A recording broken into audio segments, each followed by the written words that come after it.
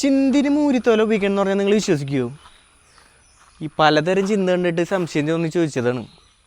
നമുക്ക് അറിവ് പകർന്നു തന്നത് വർണ്ണമേരുടെ ആശാനായ ശരത്ത് സപ്തസ്വര. ആശാനെ, ചിന്ത എത്ര തരം ഉണ്ട്? ചിന്ത ഇത് 2 തരം. ഇതൊന്നും ഉള്ളൂരി ടൈപ്പാണ്. ഇത് മൂരിയുടെ തോലാണ്. മൂരിയുടെ തോലും. ഇത് നമ്മളെ സാധാരണ അറങ്ങിന്റെ ഷീറ്റ്.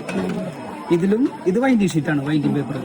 പ്ലാസ്റ്റിക് ആണ്. അപ്പൊ അല്ലല്ല, വൈൻഡിങ് ആണ്. വൈൻഡിങ് എന്ന് വെച്ചാൽ പ്ലാസ്റ്റിക് ഉൾപ്പെടുന്ന ഒരു ഐറ്റാണ് വൈൻഡിങ് ഷീറ്റ്. ഇപ്പൊ അടപ്പ് നിങ്ങള് ഇത് നമ്മൾ ഉള്ളിൽ പ്രിന്റ് ചെയ്ത് വരയ്ക്കുന്നതാണ്.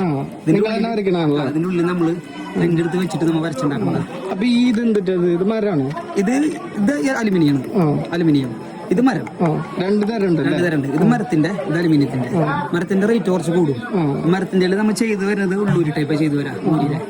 ഇത് പെട്ടെന്ന് പൊട്ടും. നമ്മൾ നല്ല രീതിയിൽ മഴയത്ത് പൊട്ടാൻ പറ്റില്ല. നനഞ്ഞു കഴിഞ്ഞാൽ പിന്നെ ശബ്ദം പോകും. പിന്നെ നമ്മൾ ചൂടാക്കണം, വിളക്കിൽ പതുക്കെ ചൂടാക്കി എടുക്കണം.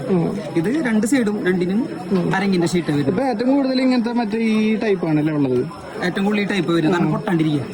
ഇത് അധികം പെട്ടെന്ന് പൊട്ടൂല. നല്ല രീതിക്ക് അടിച്ചാലും പൊട്ടൂല. പിന്നെ ബ്ലേഡോ എന്തെങ്കിലും കത്തി എന്തെങ്കിലും കൊണ്ടാലേ ഇത് പൊട്ടുള്ളൂ. ഇത് ഇതാണ് ശരിക്കും പ്രാചീനമായിട്ടുള്ള കലാരൂപത്തിൽ ആദ്യം വന്നിട്ടുള്ളത് ഉള്ളൂരി ടൈപ്പിലാണ് ശരിക്കും ചിന്ത് വന്നിട്ടുള്ളത്. പിന്നെയാണ് കാലക്രമേണ മാറിയിട്ടാണ് വൈൻഡിങ് ഷീറ്റിലേക്ക് വന്നിട്ടുള്ളത്. അത് നിൽക്കാനായിട്ട്, നമുക്ക് അധികം നാളെ നിൽക്കാനായിട്ട് വൈൻഡിങ് ഷീറ്റിലേക്ക് വന്നു.